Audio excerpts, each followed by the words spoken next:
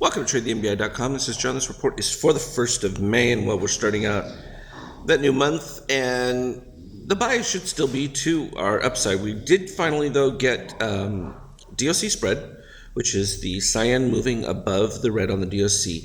It's a little bit bearish. We also have right here a tepid shakeout indicator, but the histogram is above the yellow, so it's still maintaining some degree of bullishness there. And we don't have a crossover of the we had the crossover of the steel below, which was some weakness, and that took place before on Friday and the next one would be looking for orange to break down below it, and that would be a clear catalyst. When we look at the extreme, not overbought and not oversold, so we're just like caught in limbo, which is kind of fine.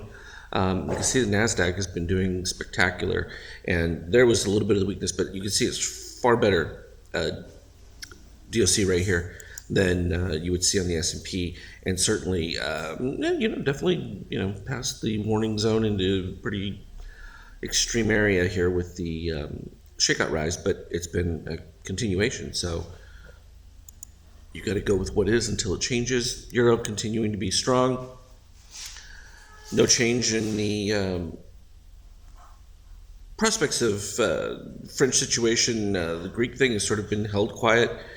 It's just sort of maintaining baseline. And a lot of this really has more to do with the fact that the U.S. is still posting really pathetic numbers as far as growth in that. And so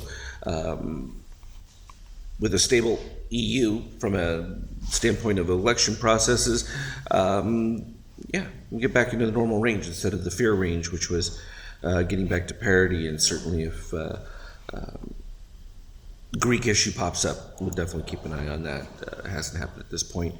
That poor economic growth, certainly strong for bonds, means potentially there may not be a need for additional rate cuts unless they really want to, stick it to Trump. The economy just isn't showing any, of course it didn't show any justification for the last couple, other than I guess their attempt to normalize, but you can see that where we started off with growth, as soon as they did their increases, is pretty much tamped it down. So despite pro-growth policies, the Fed certainly can block anything that's being done. And oil, again, that unlimited ability to turn that spigot on is going to be tough to overcome. And gold, we expected, as long as it continues to bounce off that ABM green 120.28, that's key level below, out, above there, even though we've been in this weak shakeout decline, as well as we've seen the corresponding short signal that came in with the, happened back up over here with the orange above 13.5, and it did a double take. Just hasn't been a super weak one. And this is the thing, you're never going to really be able to tell which ones are going to have a huge catalyst to the lower side. Obviously, the ones that get into extreme conditions tend to have that. For a 5K standpoint, the reset that took place here, we remained flat all the way through, and boom, here we go, shooting up. We ended up making a new low off that in the shakeout ability. They just took out the low just to clear it, so that if anyone who had their stop right there, that's exactly what it would hit.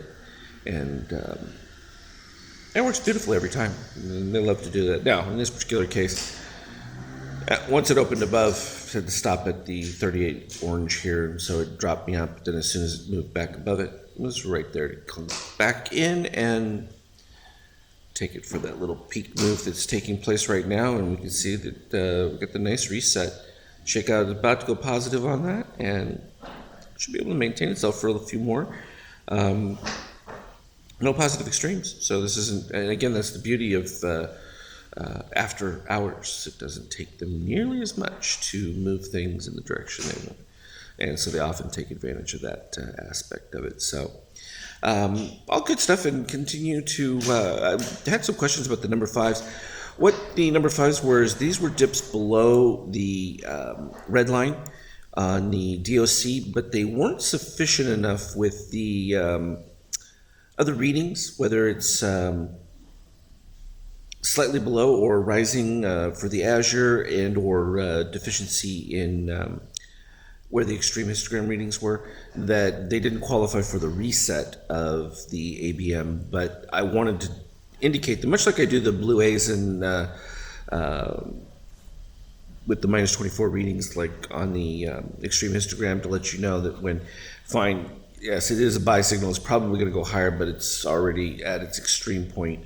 And we saw that right here with the extreme histogram. And then sure enough, it fails. And all these did poorly because they really didn't have any closes above the long algo, nor were they even above the 23%.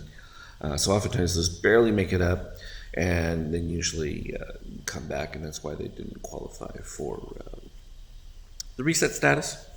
So that's the primary reason behind those. And the number ones, when you see those, that's usually just an indication that the DOC red was above the 13.5 and then moved into what we would call an oversold.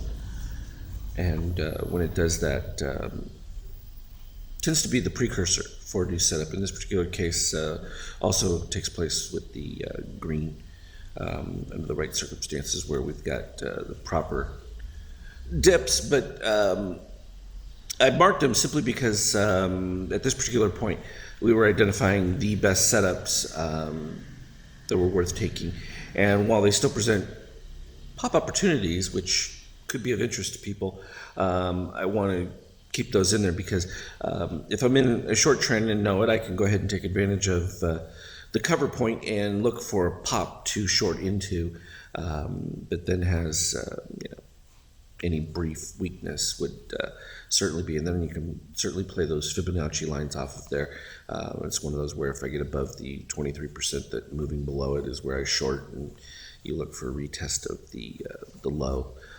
Depending on the range, see the problem you get with those is when you get into the very narrow ranges like we had a few days back where everything started to consolidate. And then it's not as effective because you don't have as many points. And sometimes you just have to wait out the market stabilizing and get back to volatility. I expect a big volatility month, so be looking for that.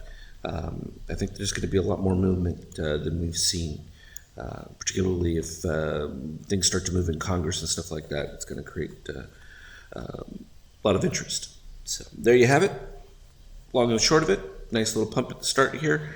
We'll see how far it can press. Right now the numbers are looking good with the DOC readings and that, so we'll take what it is. As always though, trade well.